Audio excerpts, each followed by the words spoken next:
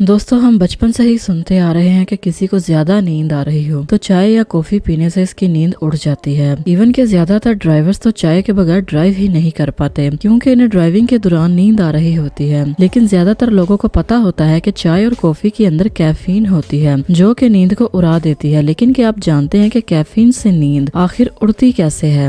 इंसानी जिस्म के अंदर एक न्यूरोट्रांसमीटर होता है जो कि ब्रेन को बताता है कि जिस्म थकावट का शिकार है और इसे नींद की जरूरत है।